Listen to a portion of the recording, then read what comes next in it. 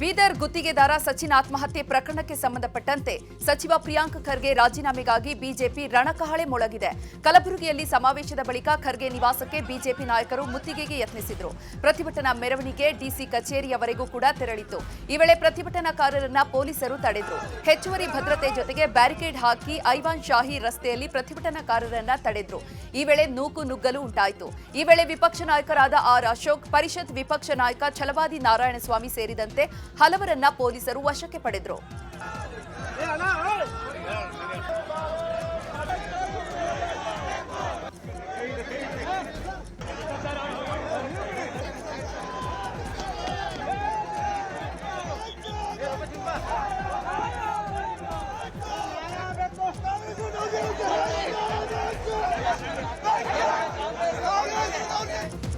ಇನ್ನು ಪ್ರತಿಭಟನಾ ಸಮಾವೇಶದಲ್ಲಿ ಮಾತನಾಡಿದ ವಿಪಕ್ಷ ನಾಯಕ ಆರ್ ಅಶೋಕ್ ಸೇರಿ ಬಿಜೆಪಿ ನಾಯಕರು, ಕಾಂಗ್ರೆಸ್ನವರು ಸಂವಿಧಾನದ ಬಗ್ಗೆ ಭಾಷಣ ಮಾಡ್ತಾರೆ, ನಿಷ್ಠಾವಂತ ಅಧಿಕಾರಿಗಳ ಆತ್ಮಹತ್ಯೆ ಆಗ್ತಾ ಇದೆ. ಇದಕ್ಕೆಲ್ಲ ಕಾರಣ ಕಾಂಗ್ರೆಸ್ನ ದುಡ್ಡಿನ ದಾಹ, ಕಮಿಷನ್ ದಾಹ. ರಾಜೀನಾಮೆ ನೀಡಲೇಬೇಕು ಅಂತ ವಾಗ್ದಾಳಿ ನಡೆಸಿದ್ರು. ಕಲಬುರಗಿ, ಬೀದರ್ ಎಲ್ಲ ಕಡೆನೂ ಕೂಡ ಆತ್ಮಹತ್ಯೆಗಳು, ಕಾಂಟ್ರಾಕ್ಟರ್ಗಳ ಆತ್ಮಹತ್ಯೆ ಆಗ್ತಾ ಇದೆ, ನಿಷ್ಠಾವಂತ ಅಧಿಕಾರಿಗಳ ಆತ್ಮಹತ್ಯೆ ಆಗ್ತಾ ಇದೆ. ಇದಕ್ಕೆಲ್ಲ ಕಾರಣ ಕಾಂಗ್ರೆಸ್ಸಿನ ದುಡ್ಡಿನ ದಾಹ, ಕಮಿಷನ್ ದಾಹ. ಇಲ್ಲಿರೋದು ಕರ್ನಾಟಕದಲ್ಲಿರೋದು ಕಮಿಷನ್ ಹೊಡೆಯುವಂತ ಸರ್ಕಾರ. ಇಲ್ಲಿರೋದು ಯಾವ ಸರ್ಕಾರ? ಕಮಿಷನ್ ಹೊಡೆಯುವಂತ ಸರ್ಕಾರ. ನಿಮ್ ಕಮಿಷನ್ ಆಸೆಗೋಸ್ಕರ ಇವತ್ತು ಆತ್ಮಹತ್ಯೆಗಳಾಗ್ತಾ ಇದೆ. ಯಾವ ಮಾತನ್ನು ಈಶ್ವರಪ್ಪನವ್ರಿಗೆ ಹೇಳಿದ್ರು ಅದೇ ಮಾತು ಪ್ರಿಯಾಂಕ್ ಖರ್ಗೆ ಅವರಿಗೂ ಅನ್ವಯ ಆಗುತ್ತೆ. ಅವರು AICC ಪ್ರೆಸಿಡೆಂಟು ಶ್ರೀ ಮಲ್ಲಿಕಾರ್ಜುನ್ ಖರ್ಗೆ ಅವರ ಮಗನ ಕಾರಣಕ್ಕೆ ನನ್ನ ಕಾನೂನು ಅನ್ವಯ ಆಗಲ್ಲ, ನನಗೆ ಸಂವಿಧಾನನೂ ಅನ್ವಯ ಆಗಲ್ಲ ಅಂತ ಅವರು ಭಾವಿಸಿರ್ಬೋದು. ಆದರೆ ಭಾರತದ ಸಂವಿಧಾನ ಕಾಂಗ್ರೆಸ್ನವರಿಗೂ ಒಂದೇ, ಭಾರತದ ಕಾನೂನು ಕಾಂಗ್ರೆಸ್ನವರಿಗೂ ಒಂದೇ, BJPಯವರಿಗೂ ಒಂದೇ. ಈಶ್ವರಪ್ಪನವ್ರ ರಾಜೀನಾಮೆಯನ್ನು ಕೇಳಿ ಪಡೆದ್ರಲ್ಲ, ಯಾವ ಸಾಕ್ಷಿ ಇತ್ತು ಅವರಿಗೆ?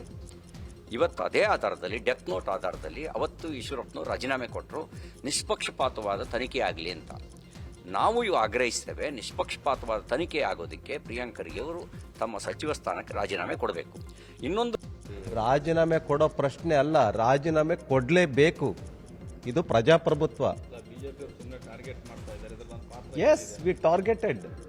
ಇವತ್ತು ನಾವು ಒಂದು ದೊಡ್ಡ ಹೋರಾಟವನ್ನು ಮಾಡ್ತಾ ಇದ್ದೇವೆ. ಪ್ರಿಯಾಂಕಾ ಖರ್ಗೆ ಅವರು ರಾಜೀನಾಮೆ ಕೊಡಬೇಕು ಅಂತ ಆಗ್ರಹ ಪಡಿಸ್ತೇವೆ. ಅವ್ರ ಮನೆಗೆ ನೀರು ಕುಡಿಯೋದಕ್ಕೆ, ಟೀ ಕುಡಿಯೋದಕ್ಕೆ, ಕಾಫಿ ಕುಡಿಯೋದಕ್ಕೆ ಬಂದಿಲ್ಲ ನಾವು.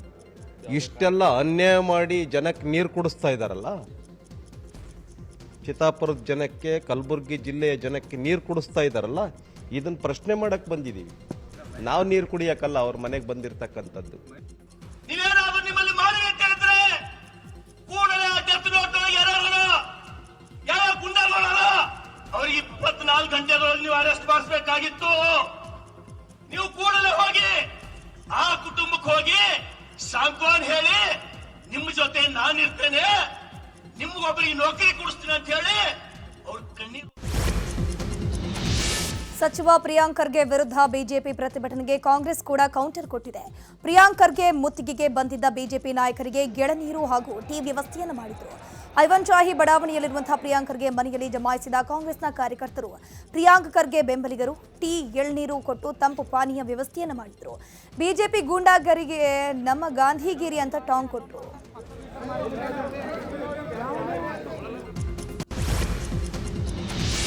ಗುತ್ತಿಗೆದಾರ ಸಚಿನ್ ಆತ್ಮಹತ್ಯೆ ಪ್ರಕರಣದಲ್ಲಿ ಬಿಜೆಪಿ ಪ್ರತಿಭಟನೆಗೆ ಸಚಿವ ಪ್ರಿಯಾಂಕ್ ಖರ್ಗೆ ವಾಗ್ದಾಳಿ ನಡೆಸಿದ್ದಾರೆ.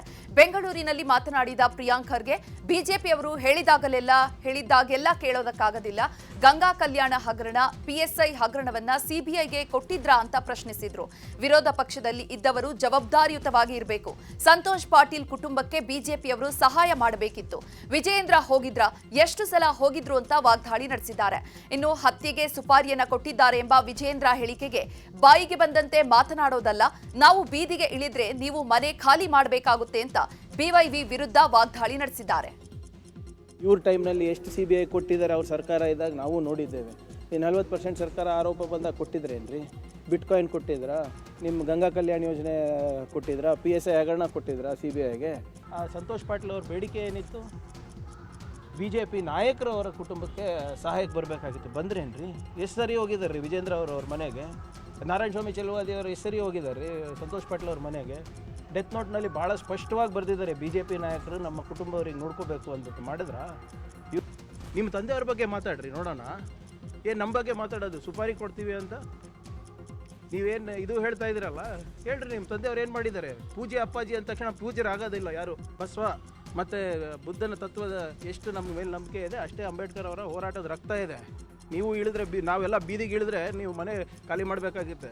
ಸುಮ್ಮನೆ ಬಾಯಿಗೆ ಬಂದಂಗೆ ಸುಪಾರಿ ಕೊಟ್ಟಿದ್ದಾರೆ, ಅದು ಹಿಂಗೆ ಏನು ಭ್ರಷ್ಟಾಚಾರ ಮಾಡಿದ್ದಾರೆ, ಕಲಬುರ್ಗಿ ರಿಪಬ್ಲಿಕ್ ಮಾಡಿದ್ದಾರೆ ಅಂದರೆ ಯಾರು ನಂಬೋರಲ್ಲ. So kindly. ಸಚಿವ ಪ್ರಿಯಾಂಕ್ ಖರ್ಗೆ ರಾಜೀನಾಮೆಗೆ ಬಿಜೆಪಿಗರ ಹೇಳಿಕೆ ವಿಚಾರವಾಗಿ ಕಾಂಗ್ರೆಸ್ನ ನಾಯಕರು ಮುಗಿಬಿದ್ದಿದ್ದಾರೆ. ಸಚಿವರಾದ ಎಂಬಿ ಪಾಟೀಲ್, ಈಶ್ವರ್ ಖಂಡ್ರೆ, ಸಚಿವ ಡಿ ಸುಧಾಕರ್, ಶಾಸಕ ಪ್ರಸಾದ್ ಅಬ್ಬಯ್ಯ ಸೇರಿದಂತೆ ಹಲವರು ಆಕ್ರೋಶವನ್ನು ಹೊರಹಾಕಿದ್ರು. ಪ್ರಿಯಾಂಕ್ ಖರ್ಗೆ ಅವ್ರಿಗೆ ಇದರಲ್ಲಿ ಏನೂ ಸಂಬಂಧ ಇಲ್ಲ. ಪ್ರಿಯಾಂಕ್ ಖರ್ಗೆ ಅವ್ರಿಗೂ ಅದಕ್ಕೆ ಕೇಸಿಗೆ ಯಾವ ಆತ್ಮಹತ್ಯೆಗೂ ಏನೂ ಸಂಬಂಧ ಇಲ್ಲವೇ ಇಲ್ಲ. ಹೀಗಾಗಿ ಸುಮ್ಮನೆ ವಿರೋಧ ಪಕ್ಷದವರು BJPಯವರು ರಾಜಕೀಯನ ಮಾಡ್ತಾ ಇದ್ದಾರೆ. ಅದರಲ್ಲಿ ತನಿಖೆ ನಡೆದಿದೆ, ತನಿಖೆಲೆಲ್ಲ ಗೊತ್ತಾಗ್ತದೆ. ಈಗ ಅವರು ಅಧಿಕಾರದಲ್ಲಿದ್ದಾಗ ಎಷ್ಟು ಕರ್ಮಕಾಂಡಗಳನ್ನು ಮಾಡಿದ್ದಾರೆ ಅನ್ನೋದನ್ನು ಜ್ಞಾಪಿಸ್ಕೊಳ್ಳಿ. ಪ್ರಿಯಾಂಕಾ ಖರ್ಗೆ ಅವರು ಬಹಳ ಅತ್ಯುತ್ತಮವಾಗಿರ್ತಕ್ಕಂಥ ದಕ್ಷತೆಯಿಂದ ಪ್ರಾಮಾಣಿಕವಾಗಿ ನಮ್ಮ ಸರ್ಕಾರದಲ್ಲಿ ಕೆಲಸ ಮಾಡ್ತಿರ್ತಕ್ಕಂಥದ್ದು ಎಲ್ಲರಿಗೂ ಗೊತ್ತಿರ್ತಕ್ಕಂಥ ವಿಚಾರ. ಅದನ್ನು ಈಗ ಮುಖ್ಯಮಂತ್ರಿಗಳು ಅದಕ್ಕೆ SITಯನ್ನು ರಚನೆ ಮಾಡಿ ಇನ್ವೆಸ್ಟಿಗೇಷನ್ ಮಾಡ್ತಾ ಇದ್ದಾರೆ. ಸತ್ಯಾಂಶ ಹೊರ ಬರುತ್ತೆ. ಯಾರನ್ನೂ ರಕ್ಷಣೆ ಮಾಡ್ತಕ್ಕಂಥ ಪ್ರಶ್ನೆ ಇಲ್ಲ. ಭಾಳ ಸ್ಪಷ್ಟವಾಗಿ ಸಿದ್ದರಾಮಯ್ಯನವರು, ಉಪಮುಖ್ಯಮಂತ್ರಿ DK ಶಿವಕುಮಾರ್ ಅವರು ಈಗಾಗಲೇ ಹೇಳಿದ್ದಾರೆ. ಬಿಜೆಪಿಯವರಿಗೆ ಯಾವುದೇ ನೈತಿಕ ಒಂದು ಅಧಿಕಾರ ಇಲ್ಲ. ಅವರು ಇವತ್ತು ಬರೀ ರಾಜಕೀಯ ಪ್ರೇರಿತವಾದಂಥ ಒಂದು ಹೋರಾಟವನ್ನು ಹಮ್ಮಿಕೊಳ್ತಾ ಇದ್ದಾರೆ. ಇವತ್ತು COD ತನಿಖೆ ಮಾಡ್ತಾ ಇದೆ, ಸ್ವತಂತ್ರ ತನಿಖೆ ನಡೀತಾ ಇದೆ. ತನಿಖಾ ವರದಿ ಬರೋವರೆಗೂ ಅವರಿಗೆ ತಾಳ್ಮೆ ಇಲ್ಲ. ಪ್ರತಿಯೊಂದರಲ್ಲಿ ರಾಜಕೀಯ ತರ್ತಾ ಇದ್ದಾರೆ. ಇವತ್ತು BJPಯವರು ಯಾವ ರೀತಿ ಇದ್ದಾರೆ ಅಂದರೆ ಅಪರಾಧ ಮಾಡೋರು ಅವರೇ. ದೊಡ್ಡ ಶಕ್ತಿಯ ಒಂದು ದೊಡ್ಡ ಸೈನ್ಯನೇ ಅವ್ರ ಹಿಂದಿದೆ. ಹೀಗಾಗಿ ಅವ್ರಿಗೆ ಏನೇನೂ ಮಾಡಲಿಕ್ಕಾಗೋದಿಲ್ಲ. ಇವರು ಏನೇ ಬಟ್ಟೆ ಹರ್ಕೊಂಡ್ರು ಕೂಡ ನಾನು ಏನು ರಾಜೀನಾಮೆ ಕೊಡೋದಿಲ್ಲ ಅನ್ನೋಂಥದ್ದು ಭಾಳ ಸ್ಪಷ್ಟವಾಗಿ ಹೇಳಿದ್ದಾರೆ. ಅವ್ರಿಗೆ ನಾವು ಯಾವ ಕಾರಣಕ್ಕೂ ಕೂಡ ಅಂಥ ಕ್ರಮ ಅವರು ತೆಗೆದುಕೊಳ್ಳುವಂಥ ಇದೂ ಅಲ್ಲ. ಅವರು ಧೈರ್ಯವಾಗಿ ಎಲ್ಲವನ್ನು ಎದುರಿಸುವಂಥ ಶಕ್ತಿ, ತಾಕತ್ತು ಅವ್ರ ಕಡೆ ಇದೆ. ಖಂಡಿತವಾಗಿ ಕೂಡ ಅವರು ಕೊಡುವಂಥ ಪ್ರಶ್ನೆ ಬರೋದೇ ಇಲ್ಲ. ಸಚಿವ ಪ್ರಿಯಾಂಕ್ ಖರ್ಗೆ ಮೇಲೆ ಬಿಜೆಪಿ ನಾಯಕರ ಆರೋಪ ಹಿನ್ನೆಲೆ ಮಂಡ್ಯದಲ್ಲಿ ಕಾಂಗ್ರೆಸ್ನಿಂದ ತಮಟೆ ಚಳವಳಿ ನಡೆಸಲಾಯಿತು. ಬಿಜೆಪಿ ನಾಯಕರು ಆಧಾರರಹಿತ ಸುಳ್ಳು ಆರೋಪ, ದ್ವೇಷ ರಾಜಕಾರಣ ಮಾಡ್ತಿದ್ದಾರೆ ಅಂತ ಕಾಂಗ್ರೆಸ್ನ ನಾಯಕರು ಸಂಜಯ್ ಸರ್ಕಲ್ ಬಳಿ ತಮಟೆ ಚಳವಳಿ ನಡೆಸಿದ್ರು. ಈ ವೇಳೆ ಸಿಟಿ ರವಿ, BY ವಿಜಯೇಂದ್ರ, ಮುನಿರತ್ನ, ಛಲವಾದಿ ನಾರಾಯಣಸ್ವಾಮಿ ಭಾವಚಿತ್ರ ಹಿಡಿದು ಘೋಷಣೆ ಕೂಗಿ ಆಕ್ರೋಶ ವ್ಯಕ್ತಪಡಿಸಿದ್ರು.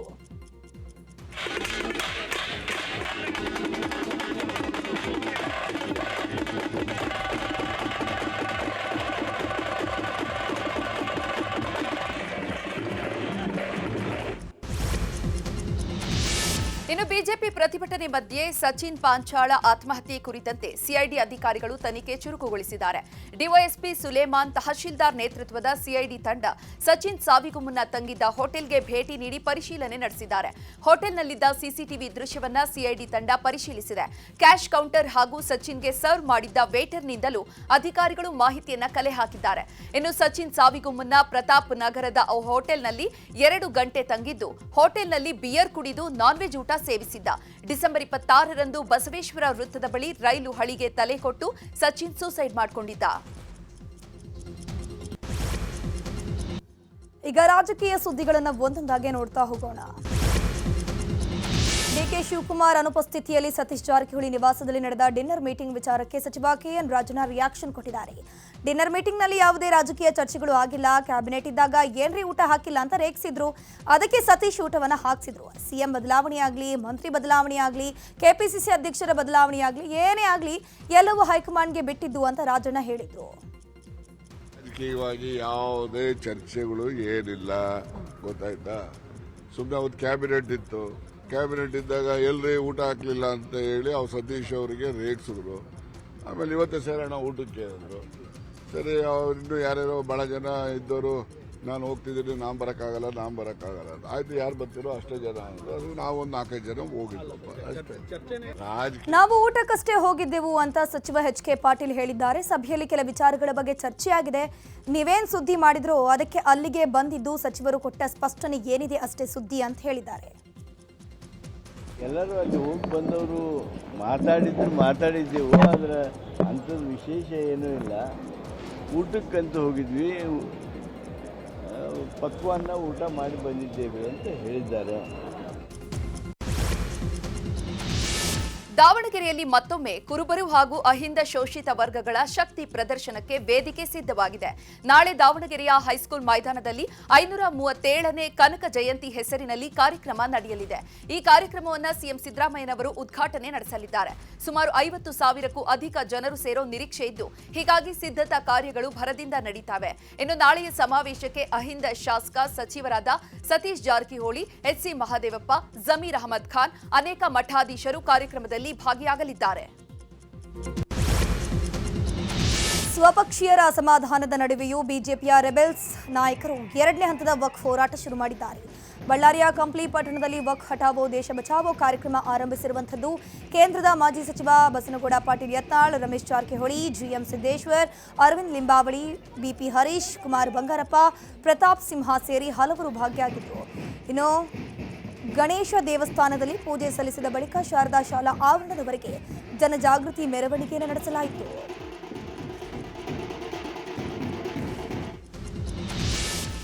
ಬಸ್ ಪ್ರಯಾಣ ದರ 15% ಏರಿಕೆಗೆ ರಾಜ್ಯಾದ್ಯಂತ ವಿರೋಧ ವ್ಯಕ್ತವಾಗ್ತಾ ಇದೆ. ಈ ಮಧ್ಯೆ ಇಂದು ಮಧ್ಯರಾತ್ರಿಯಿಂದಲೇ ಪರಿಷ್ಕೃತ ದರ ಜಾರಿಯಾಗಲಿದೆ. ಬಿಎಂಟಿಸಿ, ಕೆಎಸ್ಆರ್ಟಿಸಿ ಸೇರಿ 4 ಸಾರಿಗೆ ಬಸ್ಗಳ ದರ ಏರಿಕೆಯಾಗಲಿದೆ. ಬಸ್ ಪ್ರಯಾಣದ ದರ ಏರಿಕೆಯನ್ನ ಖಂಡಿಸಿ ಚಾಮರಾಜನಗರದಲ್ಲಿ ಕನ್ನಡಪರ ಸಂಘಟನೆಗಳು ತಮಟೆ ಚಳುವಳಿ ನಡೆಸಿದರು. ಕೆಎಸ್ಆರ್ಟಿಸಿ ಬಸ್ ನಿಲ್ದಾಣದ ಬಳಿ ಜಮಾಯಿಸಿದ ಕನ್ನಡಪರ ಹೋರಾಟಗಾರರು ಮಹಿಳೆಯರಿಗೆ ಉಚಿತವಾಗಿ ಕೊಟ್ಟು ಪುರುಷರಿಗೆ ಬರೆ ಎಳೆಯಲು ಹೊರಟಿದ್ದಾರೆ ಅಂತ ಆಕ್ರೋಶ ವ್ಯಕ್ತಪಡಿಸಿದರು. ಬಿಜೆಪಿ ಹಾಗೂ ಕಾಂಗ್ರೆಸ್ ನಡುವೆ ಸಾರಿಗೆ ಸಮರ ಜೋರಾಗಿದೆ. ಈ ಕುರಿತು ಕಲಬುರಗಿಯಲ್ಲಿ ವಿಪಕ್ಷ ನಾಯಕ ಆರ್ ಅಶೋಕ್ ಮಾತನಾಡಿದ್ದಾರೆ. ರಾಜ್ಯ ಸರ್ಕಾರ ಪಾಪರಾಗಿದೆ, ಅದಕ್ಕಾಗಿ ಟಿಕೆಟ್ ದರ ಹೆಚ್ಚಳ ಮಾಡಿದ್ದಾರೆ ಅಂತ ಕಿಡಿಕಾರಿದ್ದಾರೆ. ಸರ್ಕಾರ ಪಾಪರಾಗಿದೆ. ಸಿದ್ದರಾಮಯ್ಯನವರು ಔಟ್ ಗೋಯಿಂಗ್ ಮುಖ್ಯಮಂತ್ರಿ. ಡಿ ಕೆ ಶಿವಕುಮಾರ್ ಹೇಳಿದಾರಲ್ಲ, ಒದ್ದು ಕಿತ್ಕೊಂತೀನಿ ಅಂತ. ಅದು ಯಾವಾಗ ಕಿತ್ಕೊಂತಾರೋ ನಾವು ಕಾದು ನೋಡ್ತಾ ಇದ್ದೀವಿ. ಸರ್ಕಾರದಿಂದ ಬಸ್ ಟಿಕೆಟ್ ದರ ಏರಿಕೆಗೆ ಕೇಂದ್ರ ಸಚಿವ ಎಚ್.ಡಿ. ಕುಮಾರಸ್ವಾಮಿ ಕಿಡಿಕಾರಿದ್ದಾರೆ. ಮೈಸೂರಿನಲ್ಲಿ ಮಾತನಾಡಿದ ಅವರು, ಈ ಸರ್ಕಾರ ದರ ಏರಿಕೆಯ ಸರ್ಕಾರ, ಜನರ ಜೇಬಿಗೆ ಕೈ ಹಾಕಿ ಲೂಟಿ ಮಾಡ್ತಿದ್ದಾರೆ. ಜನಕ್ಕೆ ಕಷ್ಟ ಕೊಟ್ಟು ಖುಷಿ ಪಡುವಂತಹ ಸರ್ಕಾರ ಇದು ಅಂತ ವಾಗ್ದಾಳಿ ನಡೆಸಿದ್ದಾರೆ. ಹೀಗೆ ಸಿದ್ದರಾಮಯ್ಯನವರು ತಾನೇ ಇದರಲ್ಲಿ ಸೈನ್ ಹಾಕಿರೋದು. ಸಿದ್ದರಾಮಯ್ಯನವರು ಮತ್ತು ನಿಮ್ಮ ಇನ್ನೊಬ್ಬರು ಸೈನ್ ಹಾಕಿರೋದು ಬಿಟ್ಟು ನಾವು ತಲೆ ಕೆಡಿಸ್ಕೊಳ್ಳಲ್ಲ. ಸಿದ್ದರಾಮಯ್ಯನವರು ಈ ದೇಶದಲ್ಲೇ ಬಹುಶಃ ಮನಮೋಹನ್ ಸಿಂಗ್ ಬಿಟ್ಟ ಮೇಲೆ ಅತ್ಯಂತ ದೊಡ್ಡ ಮಟ್ಟದ ಆರ್ಥಿಕ ತಜ್ಞರು ಈ ದೇಶದಲ್ಲಿ. ಅವರೇ ಸೈನ್ ಹಾಕಿರೋದಲ್ವೇ 5 ಗ್ಯಾರಂಟಿಗೆ ಕೊಡ್ತೀವಿ ಅಂತ ಹೇಳಿ. ಅದನ್ನು ಅವರು ಸೈನ್ ಹಾಕಬೇಕಾದ್ರೆ, 5 ಗ್ಯಾರಂಟಿ ಘೋಷಣೆ ಮಾಡಬೇಕಾದ್ರೆ ಇದರ ಸರ್ಕಾರದ ಮೇಲೆ ಬೀಳ್ತಕ್ಕಂಥ ಖರ್ಚು ವೆಚ್ಚಗಳ ಬಗ್ಗೆ ಅವರು ಮಾಹಿತಿ ಇಟ್ಕೊಂಡೇ ಮಾಡಿರ್ತಾರೆ.